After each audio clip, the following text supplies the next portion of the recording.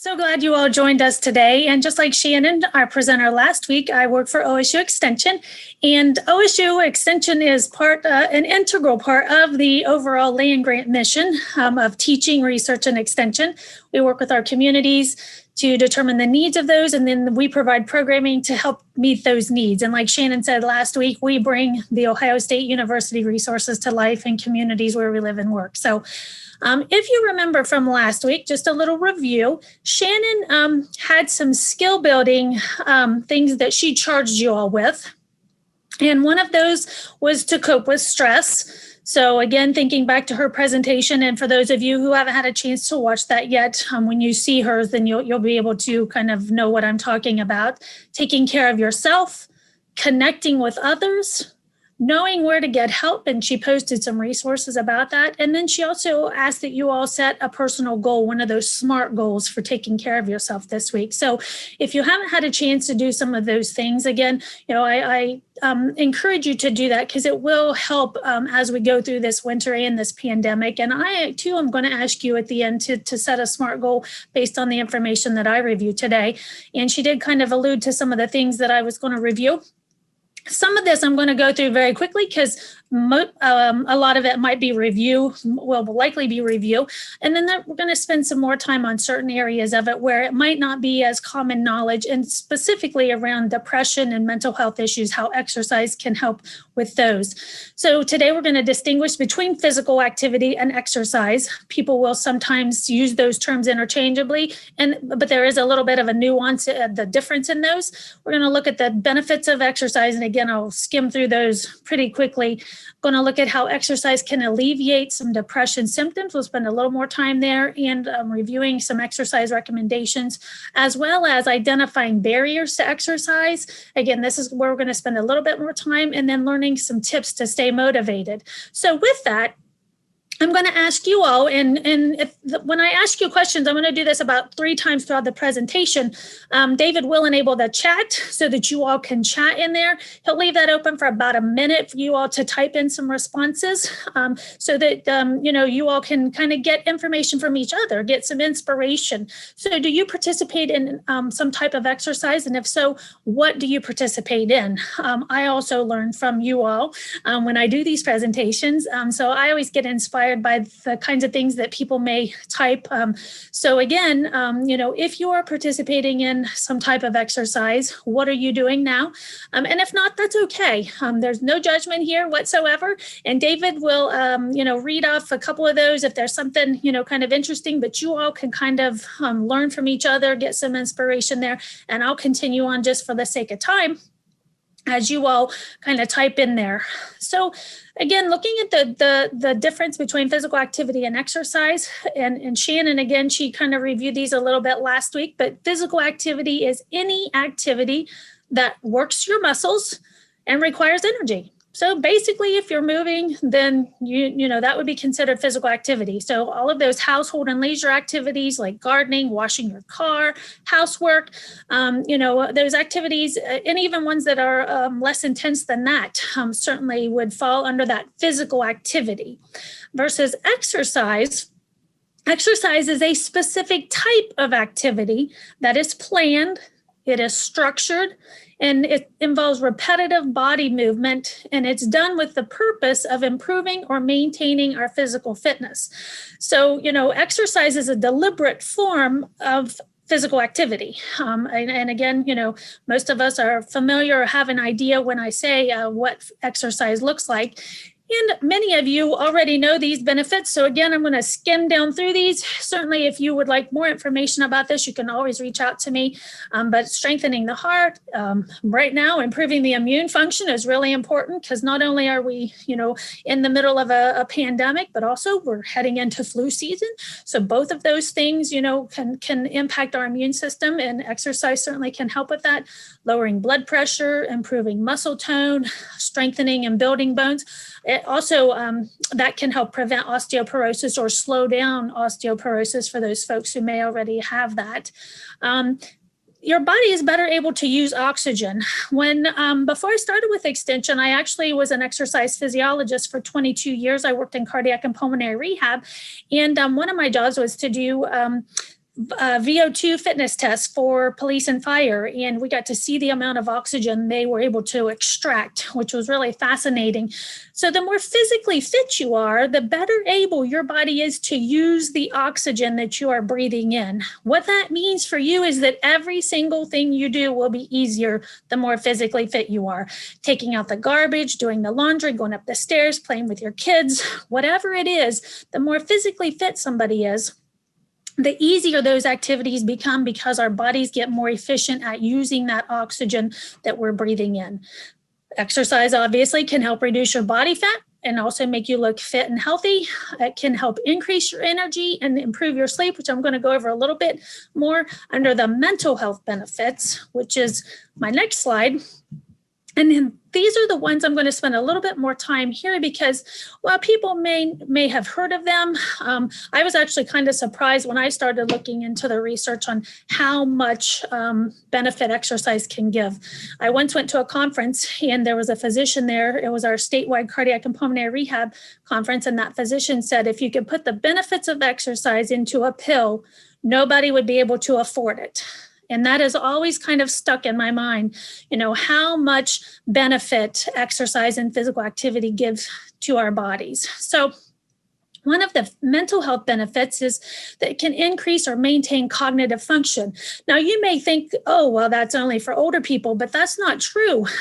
Actually, in very young kids, when their brains are developing, the more active they are, the better the brain will develop and make some of those connections that are vital for later on. But also, as we get older, it can help to preserve our cognitive function as well, which is really important.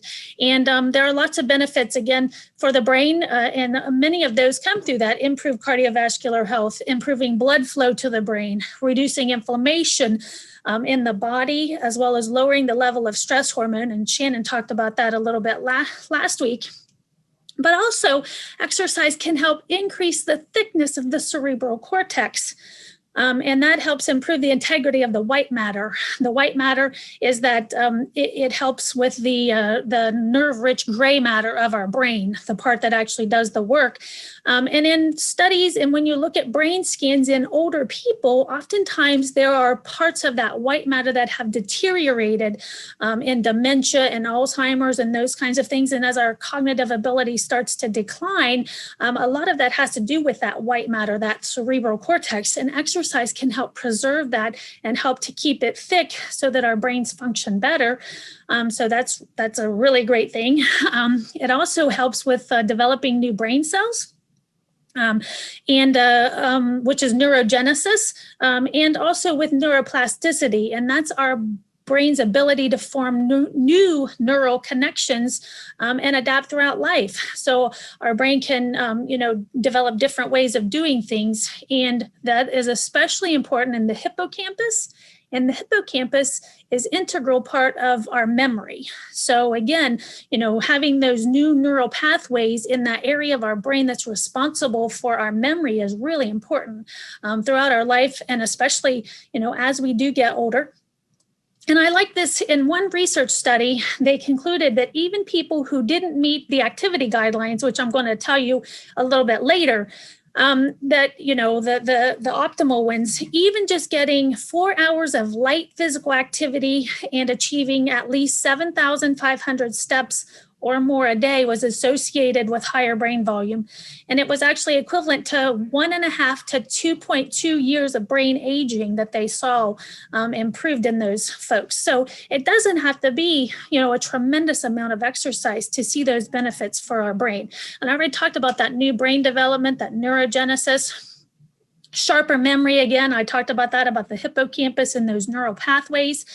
Another thing that exercise does is it releases endorphins. And if you remember from Shannon's, those endorphins are those chemicals that make you feel good. My husband often says, I don't ever come back from a run in a bad mood.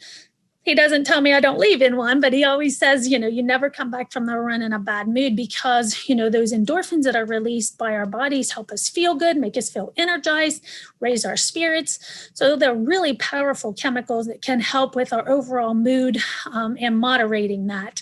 And then again, reducing that stress, anxiety, and depression, because there are all kinds of changes that happen in the brain that are good for it when we exercise. And exercise can also serve as a distraction, allowing you to find some quiet time or a break, especially for those folks who have those negative thoughts that can accompany depression. Exercise can give you a way to kind of break out of those thoughts and get out, or, get on the treadmill or whatever it is, dance around the room, whatever it is, to help with those negative thoughts that oftentimes accompanies that depression. So it can also help in that way. Of course, more energy, getting your heart rate up several times a week can give you more get up and go. You can start off your morning with a couple, exercises. I have like a 5 exercise routine. It's like an energizing morning thing that I do sometimes, to just kind of get me up and going. It's not a long workout or anything, but it kind of gets my heart pumping, gets me awake for the morning. And a lot of people like to do their exercise in the morning. I don't like to get out of bed early enough to do a full workout, but that little mini one kind of gets me up and moving. Exercise also helps you sleep better at night. Even short bursts of exercise in the morning or afternoon can help. So it doesn't have to be a long, drawn out exercise session necessarily, but it can help with regulating your sleep pattern. If you do prefer, or maybe at night is the only time you get a chance because it's after everything is done for the day, if you like to exercise at night, some of those more relaxing exercises like yoga and stretching may promote sleep. I personally prefer to exercise at night, but I am not one that has any difficulty falling asleep. So I can run on the treadmill, jump in the shower, and go right to bed.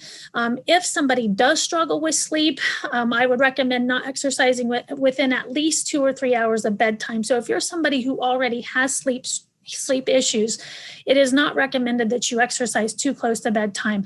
I do not have that. So oftentimes, that's what I will do, is exercise later in the evening. Exercise can boost your self-esteem because it's an investment in your mind, your body, your soul. And when it becomes a habit, it can foster a sense of self-worth and make you feel strong and powerful, can make you feel better about your appearance, like I already talked about earlier. And, even by meeting some of those small exercise goals, it can give you that sense of accomplishment. And we're going to talk about how to kind of set ourselves up for success a little bit later.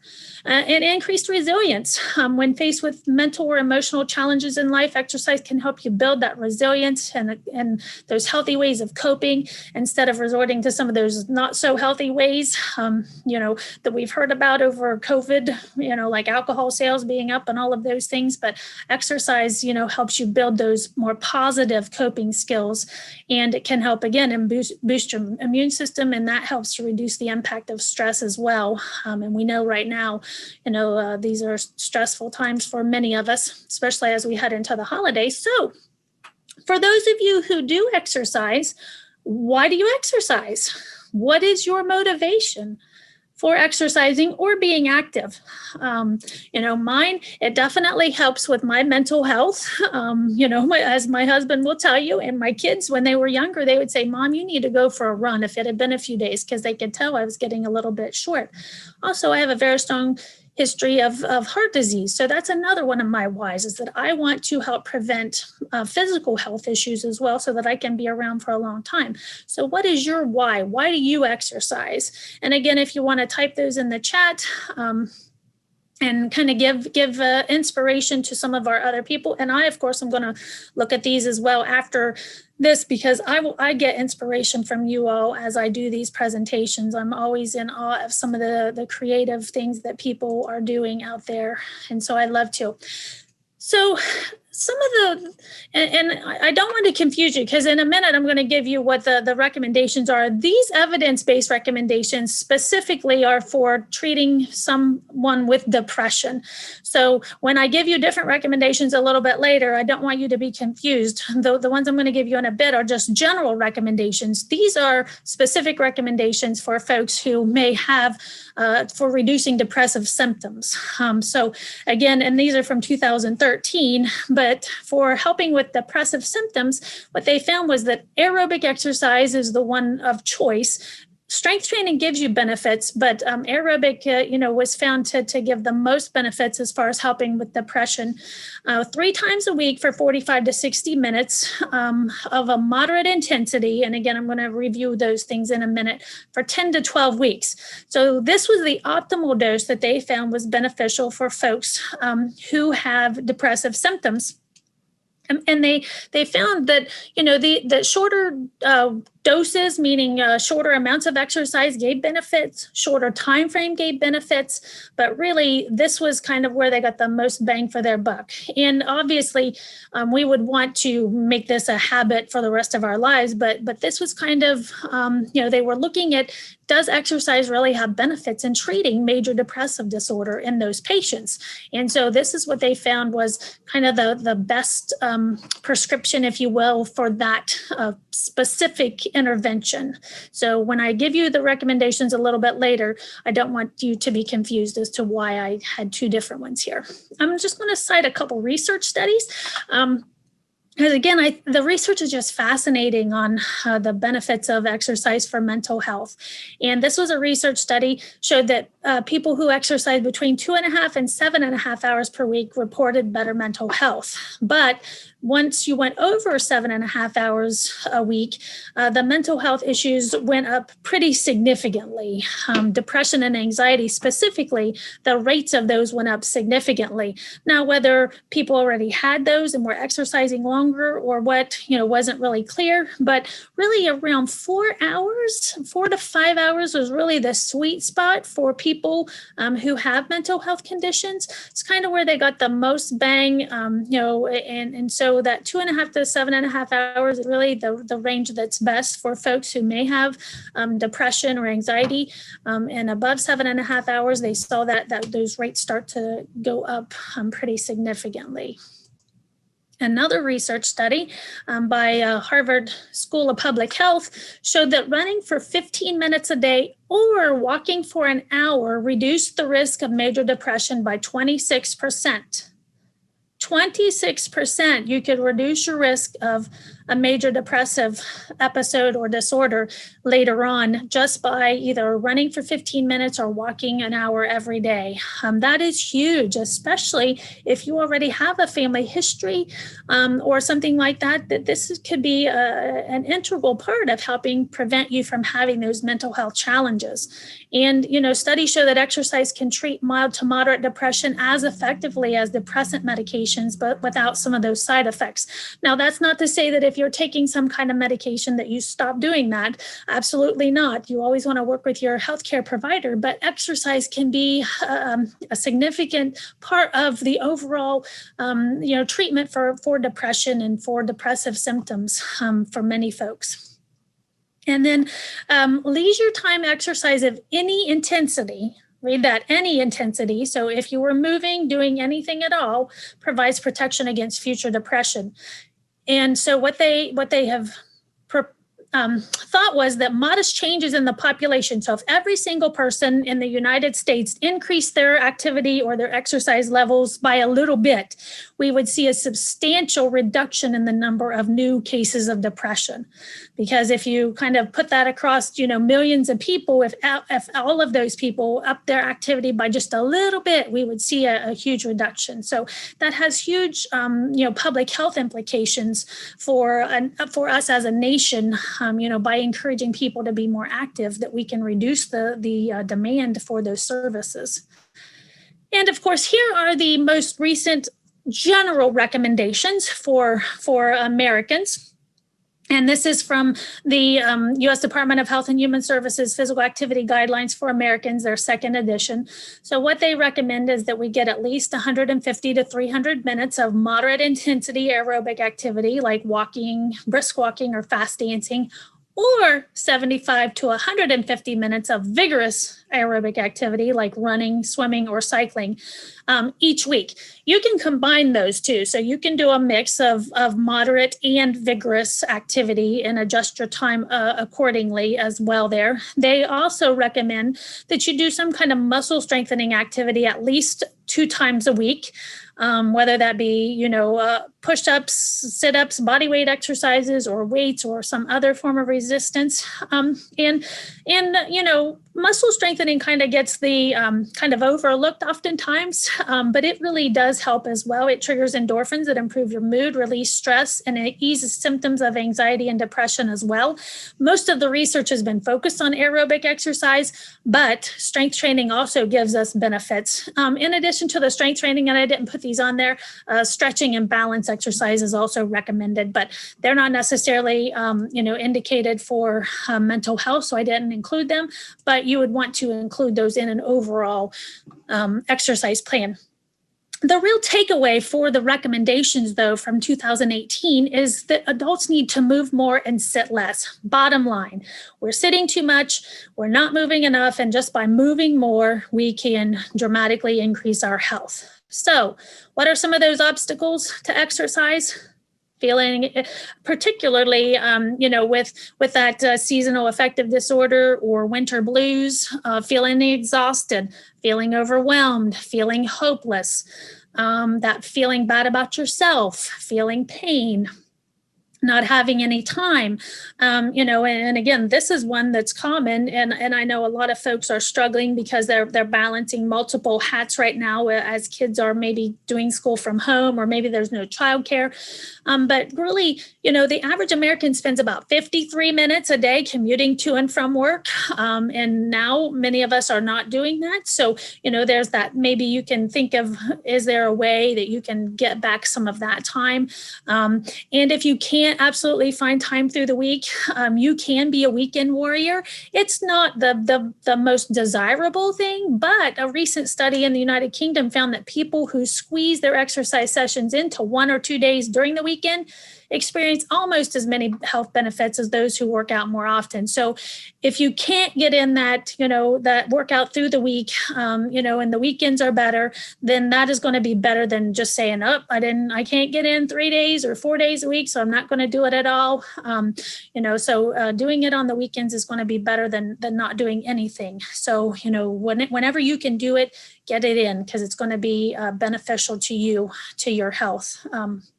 But again, these are all common feelings that people may have. So we're going to look at some ways to stay motivated. And I know, as I head into late summer and fall is when my symptoms really start to manifest. And for a long time, I couldn't figure out. I just thought I hated fall because I started to get that dread and I would get really tired. And I know some people are gasping because they love fall.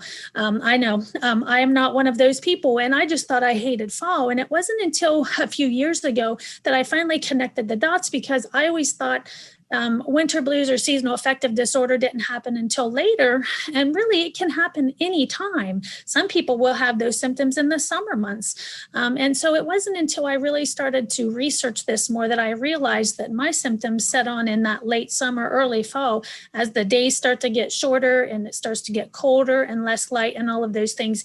And I experience these things up there. So I really have to be proactive in doing some of these things, that help keep me on track with exercise. Even having been an exercise physiologist for 22 years, I struggle sometimes. So, realize that even though I know all the benefits, it is still a struggle sometimes. So, I'm not here to tell you, it's just it's easy peasy. That's not true at all. But some tips that can help you stay motivated is to focus on activities you enjoy. When I worked in cardiac rehab, I would have patients ask me about home exercise, and they would want to know what they should do. And I would say, well, what do you like? Because if you don't like walking on the treadmill here in the gym, you're definitely not going to like it at home, probably. So what are the things you like to do? First of all, I have a colleague, she absolutely hates to run, but she likes to dance. So she's a Zumba instructor. Her husband runs and she'll go and cheer him on and she'll walk, but running is not her thing, and that's okay. Do something that makes you happy and that you enjoy. Be comfortable. You want to make it easy on yourself. Excuse me. So plan your workouts during the times of day when you're at your best, maybe. Or like Shannon said last week, if you can get out during the day, like right now here in Southeast Ohio, at least it's very sunny. So I may, go for a run earlier to get the benefits of that sunshine, as well as being outside and exercise. But, kind of when are you at your best? When are you your energy at its best? And maybe that's when you choose to exercise. Maybe you can adjust your schedule to allow for that. But don't undermine your plans, undermine yourself and your efforts by planning your exercise in the morning. If you're not a morning person like me, I don't get out of bed until I have to. But later in the afternoon or the evening, I know I'm more likely to do it. reward yourself. And if you thought of an ice cream sundae or something like that, change how you think about rewards. Maybe you, get a bubble bath, or, some other thing that you've been wanting, or an experience. Maybe you have the neighbors come and watch the kids, while you go do something, or treat yourself to something like that. You can also pair your workout with a treat. So maybe you listen to an audiobook or watch your favorite TV show while you're on the treadmill, or while you're walking, or, riding the bicycle, or whatever it is. Make exercise a social activity. I know with COVID, it's very difficult, but there are lots of online apps. We did Zumba the other day with my colleague during our conference, one of our breaks. I turned my camera off because I couldn't really see what she was doing, but it was fun. I was laughing at myself. You could meet a friend, or, somebody outside where you can have appropriate physical distancing, and maybe walk or run or do some other type of activity. And, making it still a social activity. You can make it a social activity in your household. So if there are other people in your house, how can you get them involved? And then ditching that all or nothing attitude. I know I am guilty of this. If I don't have time to go run 45 minutes, why bother? That's a really bad attitude to have. And I've tried to definitely switch that around, that, anything that I do is going to be better than nothing. So, if you don't have time to do, a half an hour, but you have 10 minutes, take that 10 minutes and do it. Maybe you have 10 or 20 minutes later on in the day when you can do some more. So, really doing that. Setting those reasonable goals. Again, if it's not attainable, you're not likely to do it. Changing your attitude about exercise. This is really critical. A lot of people think it's something they have to do, and really it's something that we get to do. Analyzing your barriers. Again, we've looked at some of those, knowing what yours are, and then preparing for those. I know that this week was going to be busy for me, so I have planned accordingly, to that. And then, how do you stay motivated to exercise? What are the things that you're doing? Again, if you want to type those in the chat, give folks an idea. And lastly, I would like you all to set a SMART goal, just like Shannon had you last week, related to activity or moving more this week. How are you going to, what is going to be your goal for getting more activity, more exercise, whatever that is for you? And my motto for 2020 is "This too shall pass eventually." I actually wrote a blog earlier this week, and that's the title of it. And here are some resources, and you can certainly reach out to me for more information. And lastly, my charge for you this week is to move more and sit less. Whatever you can do, if you can get up and walk around while you're on the phone, identify your barriers and how to overcome them, plan your day, focus on the benefits of physical activity, and then setting that personal SMART goal.